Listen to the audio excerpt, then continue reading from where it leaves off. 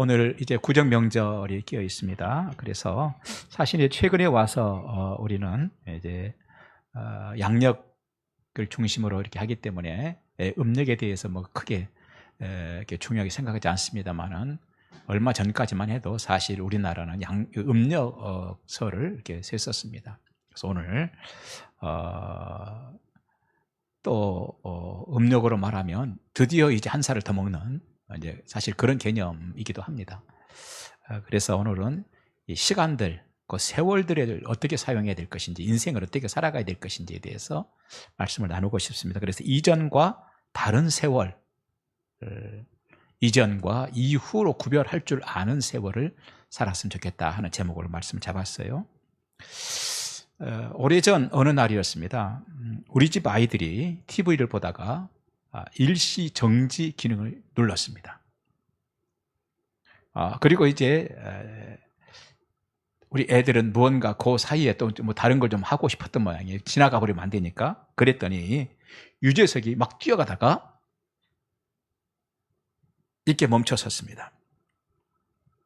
우리 어머니께서, 연세 많으신 우리 어머니께서 우리 자녀들에게 하시는 말씀이, 아이고 애들아, 텔레비전 좀 어떻게 해봐라. 어찌 사람을 오도 가도 못하게 만들어 놓으냐. 여러분, 우리가 만든 것들 대부분은 일시정지 기능이 있죠. 왜 일시정지가 가능합니까? 사람이 사람을 위해서 만들었기 때문에 통제가 가능한 기능이 있기 때문인 것이죠. 하지만 세월 또는 시간이라고 하는 것은 우리가 만든 것이 아닙니다. 그것은 하나님이 만드셨어요. 그래서 시간의 개념이라고 하는 것은 우주의 위치에 따라서 다 다를 수 있습니다. 지구상에서는 100년이라는 세월이요, 먼 우주에 나가지고 하루 달랑 있다, 어느 곳에 가서 하루 있었다고 하루 지나가 왔는데 세상에 와서 보니까 100년이 휙 지나갈 수도 있다는 얘기예요. 그렇습니다. 사람이 만든 TV나 엘리베이터나 세탁기는 우리가 잠시 멈추도록 할 수 있어요. 잠시 멈추도록 할 수 있습니다. 하지만 시간은 우리가 조절하거나 줄이거나 또는 2배로 만들 수 없습니다. 시간은 일시정지 시킬 수도 없습니다. 계속 흘러갈 뿐입니다. 그런 과정에서 우리는 어떻게 우리는 인생을 살아야 지혜롭게 사는 것인가 하는 것입니다. 우리가 세월을 늘려서 살아갈 수도 없고 일시정지시킬 수도 없다면 우리는 어떻게 살아야 되는가? 세월은 그냥 흘러갑니다. 그런 과정에서 오래전의 일들에 대해서 기억으로 이제 그것들이 남아있다가 그 기억들의 조각들이 중간중간 불쑥불쑥 나오는 것이 지난 날들에 대한 전부이죠. 어릴 때 구정 명절이 되면 서울에 간 누나들이 돌아오고 집에서는요, 시루떡을 만들려고 무쇠솥 위에 떡 시루를 얹고, 그래서 그걸 불을 떼가지고 찐 후에 그렇게 이제 떡을 나눠 먹었습니다. 그런가 하면 쑥떡도 주로 명절에는 이제 구정 때는 쑥떡을 많이 해 먹었죠. 쑥떡 해가지고 콩고물에 이렇게 이제 콩가루에다가 이렇게 묻혀서 먹고는 했습니다. 자, 이런 명절에 돌아오면, 구정 명절에 돌아오면요, 방앗간에 가서 긴 이제 가래떡 뽑아다가 약간 마른 후에, 그것도 바로는 안 돼요. 약간 마른 후에 남자들은 그 떡국떡 썰기 위해서 둘러 앉아서 도마 위에서 칼질을 하고, 부엌에 있는 어머니는 전을 부치면은 그 기름 냄새가 온 집안에 가득했었습니다. 참 좋았던 기억인 것 같아요. 돌아보면 그렇게 한 해가 가고 잠시 쉬는 기능도 없이 또 한 해가 갔던 것이죠. 오늘 우리에게도 또 다른 한 해가 그렇게 흘러갈 것입니다. 그렇다면 남은 세월을 갑절로 늘리지 못하는 것이 인생이라면, 2배, 3배, 10배로 늘릴 수 없다면, 또는 일시정지시킬 수 없다면, 계속 흘러가는 것이 인생이고 주어진 세월이라면 남은 인생을 지혜롭고 의미 있게 살아가는 자세가 필요하다는 것이죠. 능력이 안 되면, 우리에게 그런 능력이 없다면 지혜라도 있어서 다가오는 시간, 어쩔 수 없이 다가오는 시간, 흘러갈 수밖에 없는 시간, 계속 흘러가는 시간을 지혜롭게 우리가 살아야 된다는 것입니다.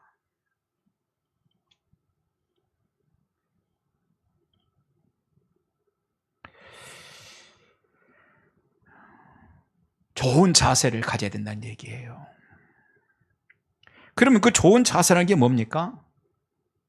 또 새로운 한 해가 선물처럼 하나님으로부터 나에게 주어졌다는 그 겸손한 마음가짐으로부터 시작되는 것이 진정한 지혜라는 것입니다.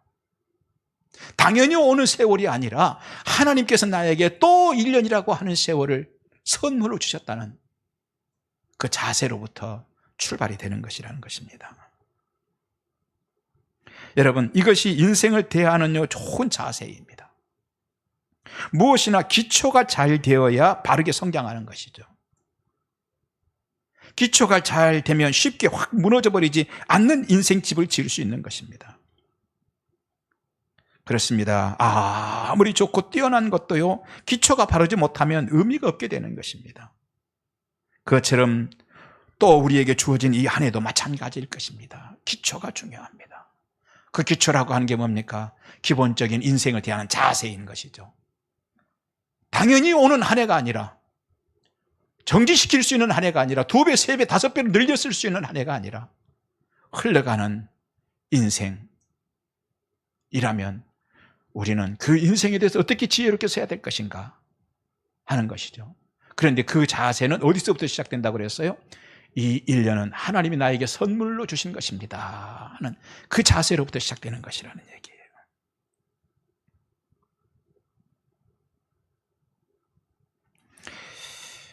그렇다면 오늘은 여러분들이 앞으로 보내야 할 한 해에 대해서 좋은 자세를 가지고 일어서는 여러분 되시길 바랍니다.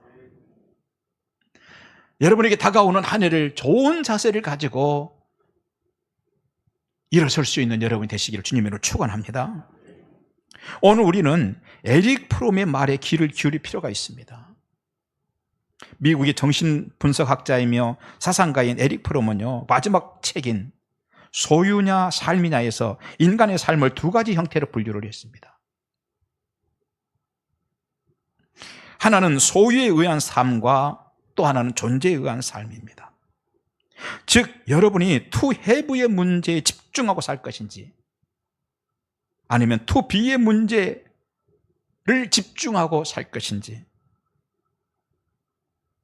나는 어떤 삶을 살 것인지의 문제가 남아있다는 것입니다. 우리는 to have의 문제를 소중히 여기고 거기에 집착하고 살 것인지, to be의 문제를 중요하게 여기고 살 것인지, 늘 그 둘 중에 하나를 선택하고 살아가야 된다는 얘기예요. to have란 게 뭡니까? 소유이죠. 갖는 것이죠. 모든 개념을 다 갖는 개념으로 갖는 것이죠. 살아가는 거예요. 내가 얼마나 좀 더 가질 것인가? 내가 얼마나만큼 더 많은 것들을 가지고 살 것인가? 여기에 인생의 모든 에너지가 쏟아지는 사람 말하는 것입니다. 모든 가치관과 사상과 생각이 갖는다는 생각으로 정철되어 있는 사람이에요. 그런가 하면 to be의 문제라는 게 뭡니까? 존재이죠. 내가 어떤 사람이 될 것인가의 문제예요. 하나님은 나에게 어떤 분이신가의 문제예요. 나를 위하여 십자가에 죽어주신 예수님은 나에게 과연 어떤 분이신가에 대해서, 그러면 나는 그분에게 어떻게 하고 살아야 될 것인가에 대한 문제이죠. 소유적인 사고방식을 가지면 어떻게 됩니까? 모든 걸 갖는다는 개념으로 생각이 정리됩니다. 돈도 갖는다는 생각이죠. 집도 지금까지는 25평짜리를 갖고 살았는데 이제는 60평짜리 집을, 60평짜리 인천에는 없나요?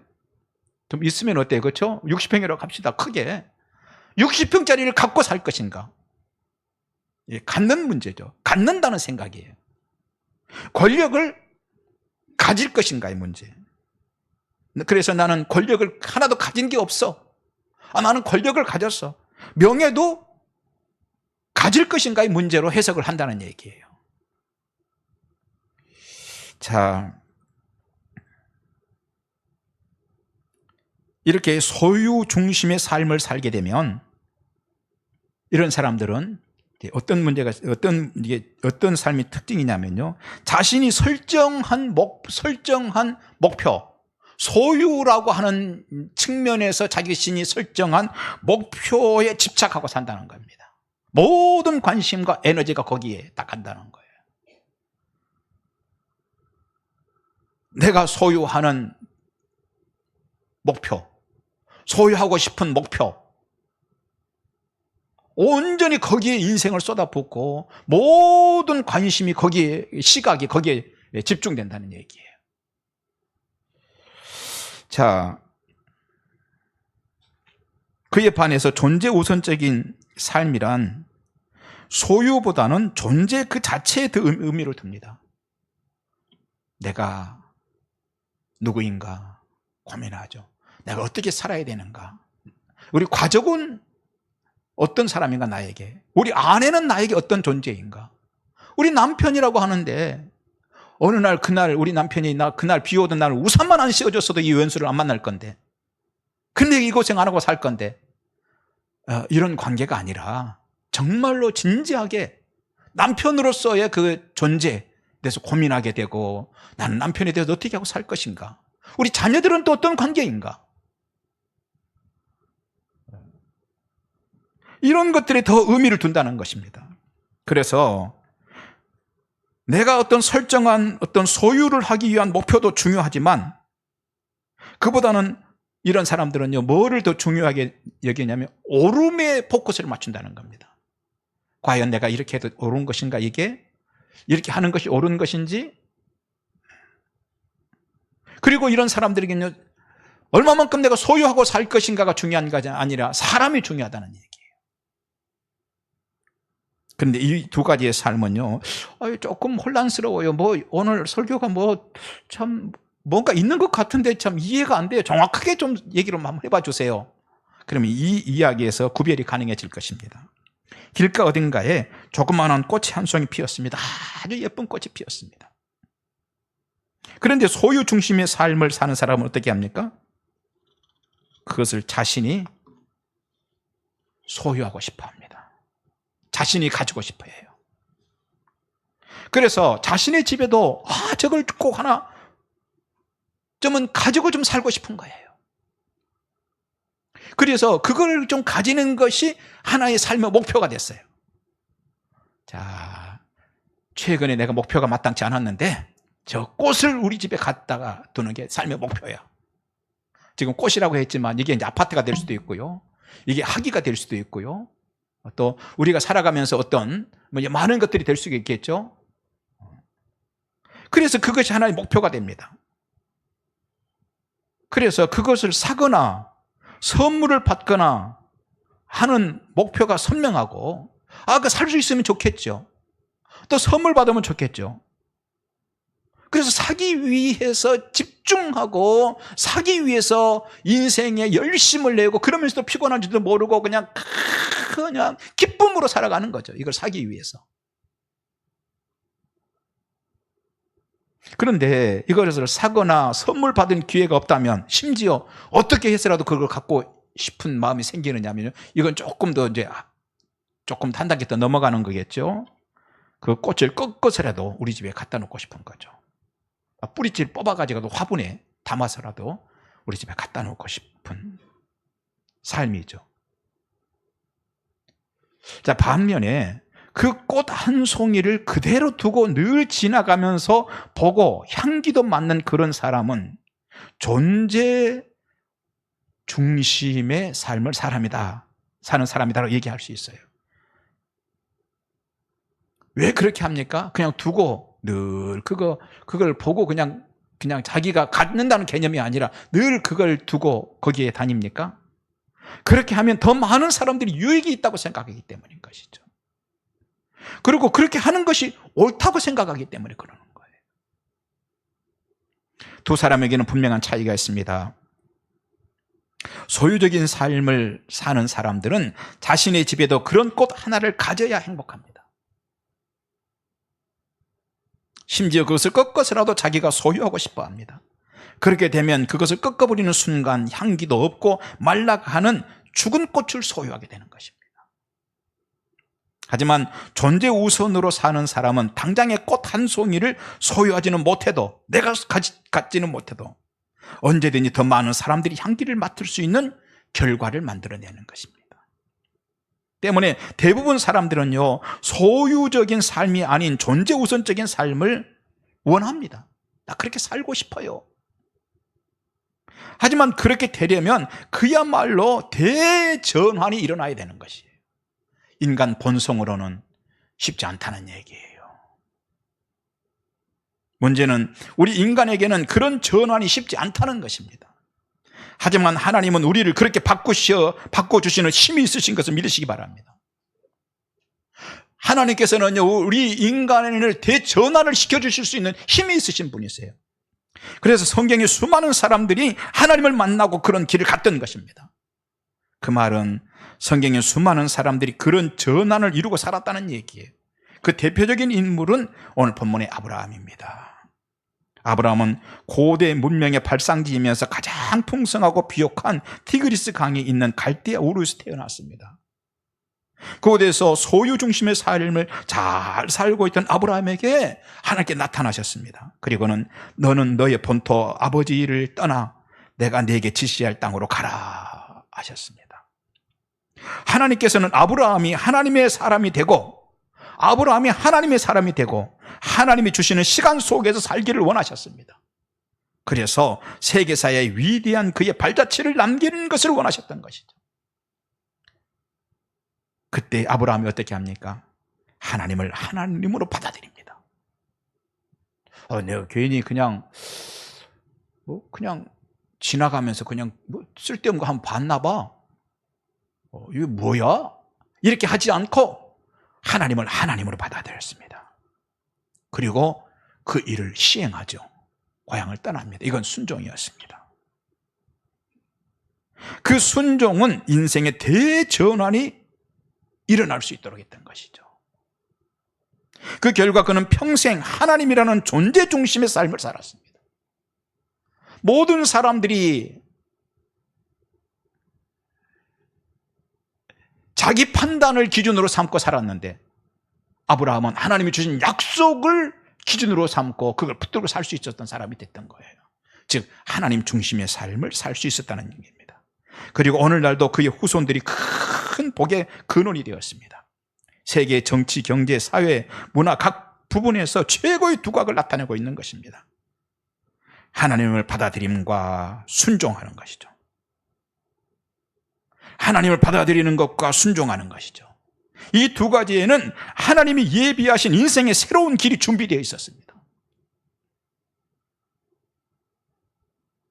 아브라함은 자신에게 나타난 하나님을 아는 것이 아니라 인정했습니다.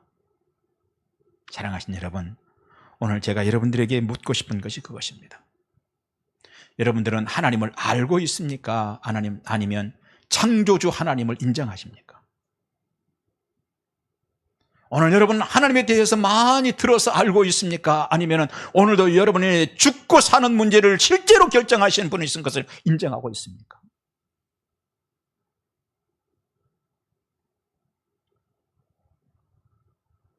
아브라함은 자신에게 나타난 하나님을 아는 게 아니라 인정했습니다.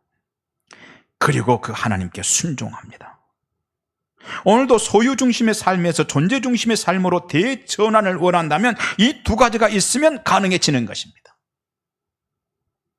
하나님을 인정하는 것이죠. 오늘 여러분 인생 가운데 하나님을 인정하시는 귀한 축복의 날이 되시기를 주님의 이름으로 축원합니다. 주님의 이름으로 축원합니다. 로마서 16장 26절 말씀 보니까 우리가 구원받은 복음에 대해서 쭉 설명하면서 뭐라고 합니까? 영원하신 하나님의 명령을 따라 선지자들의 글로 말미암아 모든 민족이 믿어 순종하게 하시려고 알게 하신 바 그 신비의 계시를 따라 된 것이니 그랬거든요. 모든 민족이 믿어 순종하도록 하는 것이 복음이에요. 복음이 뭡니까? 하나는요 믿는 것이고 그 다음에 또 하나는 순종하는 거예요. 믿는다는 얘기는 뭡니까? 인정한다는 얘기예요. 아는 것이 아닙니다. 아는 것이 복음이 아니라 받아들이는 것이 복음이고요, 받아들인 후에 순종하는 것이 복음인 것이죠. 그런데 뭘 믿습니까? 예수 그리스도께서 나를 위하여 죽으셨다는 것을 인정하는 것입니다. 여러분에게 질문을 드립니다. 오늘 우리 가운데 모태 신앙도 있어요. 20년 이상 신앙생활 하신 분도 있고 최근에 신앙생활 하신 분들도 있습니다. 상관없이 여러분들은 예수님이 나를 위하여 죽었다고 실제로 인정하고 받아들이고 있는가? 예수님이 나를 위하여 죽었다고 정말로 받아들이고 있는가? 목사님 그거요, 왠지 그게요, 그러는 단계인가? 정말로 그걸 인정하고 있는가? 그걸 인정한 후에 우리가 가야 할 길이 뭡니까? 순종하는 것입니다. 그것이 아브라함이 갔던 인생길이었습니다. 그것이 이 땅에 와서 최고의 축복을 받았던 사람 아브라함의 인생길이었습니다. 하나님은요 누구에게서나 그가 이 땅에 와서 살다가 가면서 최고로 성공할 수 있는 것이 무엇인지 잘 아세요. 왜? 하나님이 우리를 내셨기 때문입니다. 그래서 그에게 그 복된 길을 가도록 하나님께서는 원하시는 것입니다. 그래서 성경에 기록해 두기까지 하셨습니다. 그런데 어떤 사람들은 그렇게 살면 내 인생이 손해라고 생각해요. 신앙생활도 적당히 해라, 그게 지혜라고 생각합니다. 내 자의적인 판단 가지고 살아라, 그게 지혜로운 것이다라고 생각합니다. 자신이 설정한 소유 중심의 삶을 살아야 행복할 것이라고, 내가 설정한 소유 중심의 삶을 살아야 그게 복된 것이라고 생각을 합니다.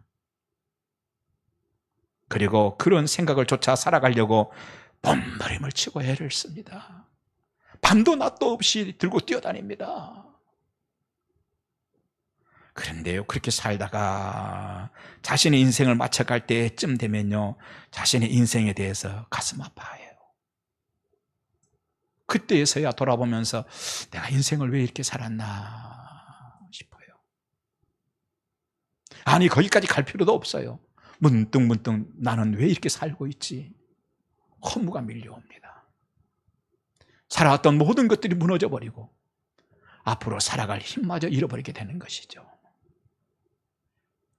소유. 그래야 행복하다고 생각하기 때문이죠. 소유를 위해서 에너지를 쏟아붓고 소유를 위해서 계획을 세우고 열정을 쏟아붓다가 결국은 우리에게 소중한 것은 소유가 아니었고 존재였구나 하는 걸 발견하게 되는 것이죠. 그런데요, 그런 사람은 이 세상을 떠난 후에는 그 평가가 더 냉혹합니다. 그저 그렇고 그런 삶을 살다가 아무 흔적도 없이 살다간 인생이 되고 마는 것입니다. 그저 소유를 위해서 그냥 열심히 뛰어다니고 조금 더 어떤 자기가 원하는 더 큰 소유를 위해서 뛰어다녔을 뿐이지 그의 인생에 남아있는 건 아무것도 없는 것이죠. 왔다가 가면 그만이죠. 그래서 후회가 되는 것입니다. 그런데 그 이후에는요, 이 세상 떠난 이후에는 더 냉혹한 평가가 주어지는, 그것을 잘 말해주는 것이 어리석은 부자 영감의 비유입니다. 어느 날 부자 영감 살았는데 이 영감도 하나님이 이 땅에서 주셨던 수명에 다해서 그가 가야 할 영원한 곳으로 갔습니다. 그런데 그곳은 지금까지 그가 살아오면서 익숙해졌던 것과는 전혀 반대였습니다. 그는 늘 소유 중심의 삶을 살았고 많은 것들을 소유하고 살았습니다. 정말 그가 원하는 것은 돈이었기 때문에 돈을 많이 벌었습니다. 그러다 보니까 돈이니까 더 많은 것들을 이것도 소유하고 저것도 소유하고 원하는 건 모든 걸 소유할 수 있었습니다. 그런데 그날 그곳에서는 그가 더 이상 소유할 것이 아무것도 없었습니다. 그 지옥 안에서 목이 말라 갈증이 나서 목이 타는데 누군가 물 한 방울 그의 입에 넣어줄 사람이 없습니다. 그래서 아버지 아브라함이요, 아버지 아브라함이요, 내 입에 누군가 물 한 방울만 좀 찍어서 넣어주십시오. 물 한 방울을 소유하기를 원합니다. 그러나 그의 소유는 이 땅에서 끝이었습니다. 더 이상 그의 소유 방식은 그것은 통하지 않았습니다. 사랑하신 여러분, 메시지가 무엇입니까? 하나님께서 우리의 인생을 이 땅에 내셨고 이 땅을 떠나면 하나님의 주관 속에 우리가 들어가고 하나님의 시간 속에 우리가 들어간다는 것이 메시지입니다. 그렇게 될 때 우리에게 주어진 이 소중한 시간들을 소유를 위해서 살았던 모든 것들은 흔적도 없이 끝나고 그 시대는 끝나고 우리에게 전혀 익숙하지 않았던, 아무것도 내가 소유할 수 없는, 물 한 방울도 내가 소유할 수 없는 그런 날들이 우리에게 처할 수밖에 없다고 하는 것이 메시지입니다.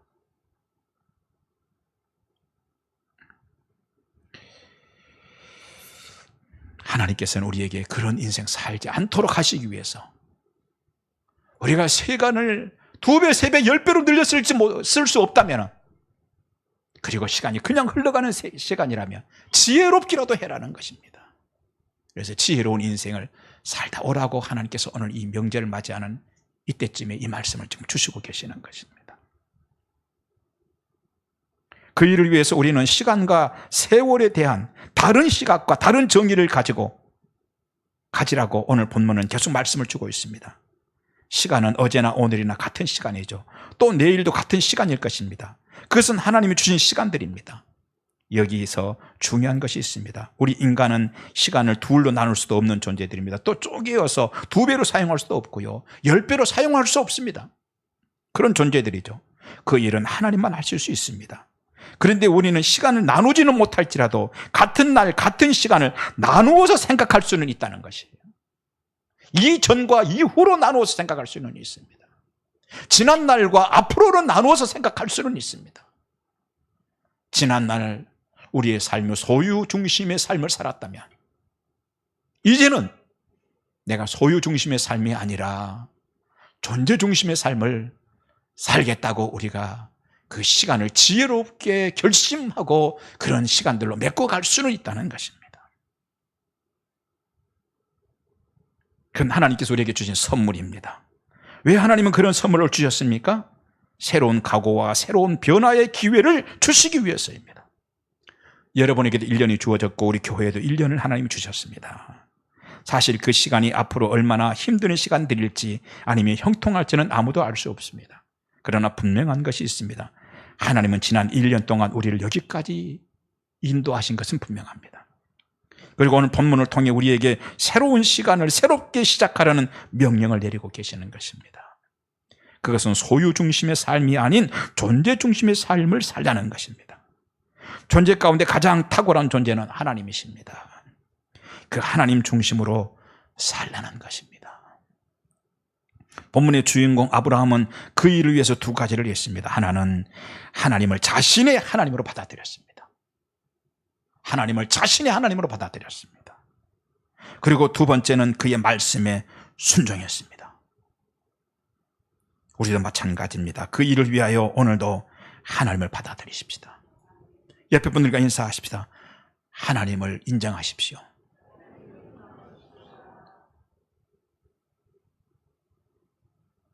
또 하나가 있습니다. 그 1년을 순종으로 살아가시기 바랍니다. 우리 옆에 분들과 인사합시다. 말씀에 순종합시다. 하나님 말씀은 우리에게 축복으로 주신 것인 줄 믿습니다. 이 말씀대로 살면 복이 될 줄 믿습니다. 인생 후회 없이 하나님께 살다 오라고 이 말씀 우리에게 주시는 것입니다. 그렇다면 오늘도 하나님께서 이 말씀을 주신 이 말씀 붙들고 인생을 아름답게 또 새해를 살아가는 여러분이 되시기를 주님으로 축원합니다. 기도하겠습니다. 주여 감사합니다. 지혜로운 인생, 후회 없는 인생 살게 하여 주옵소서. 예수님 이름으로 기도합니다. 아멘.